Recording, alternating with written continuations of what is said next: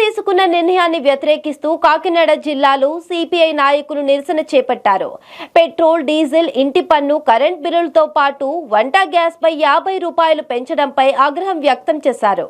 ఈ కార్యక్రమానికి ముఖ్య అతిథిగా పాల్గొన్న సిపిఐ రాష్ట్ర కార్యవర్గ సభ్యులు తాటిపాక మధు, అటు మోడీ ఇటు కూటమి ప్రభుత్వాల దెబ్బకు ప్రజల జీవన విధానం కుదేలైందని విమర్శించారు. 10 నెలల కాలంలో ప్రజలపై పెనుభారం మోపారన్నారు.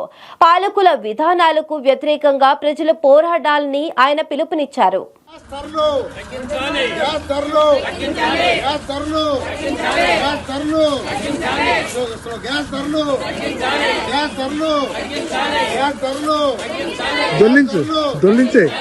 దొల్లించి రోడ్డు పడింది.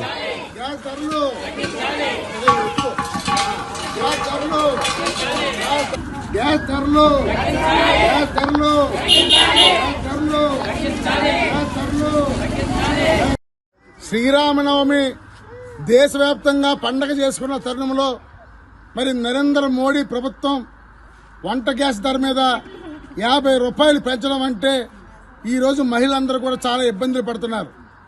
ఇప్పటికే ఈ గవర్నమెంట్ కూటమి 2 వచ్చిన తర్వాత ఈ 10 నెలల కాలంలో ఇంటి పన్ను, కరెంటు ఛార్జీలు, పెట్రోలు, డీజిల్, నిత్యావసర వస్తువులు, స్కూల్ ఫీజులు అన్ని ధరలు క్రమక్రమం పెరుగుతూ ఉంటే ఇప్పుడు మూలిగే నాకపై తాడుబడి సొంతంగా ఇప్పుడు గ్యాస్ ధరలు పెంచడం అంటే ప్రజలు ఎలా బతకాలి, ఎట్లా బతకాలనే దాంట్లోనే ఉన్నారు.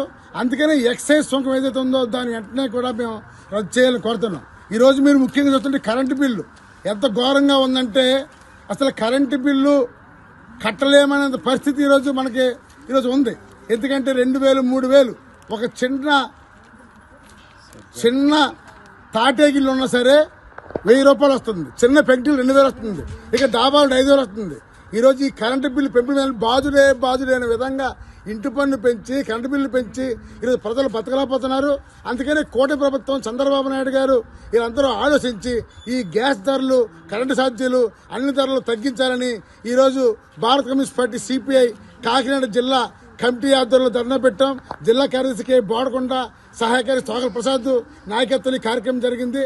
తాటిపాక మధు ముఖ్య అతిథిగా హాజరయ్యారని తెలియజేస్తున్నాను.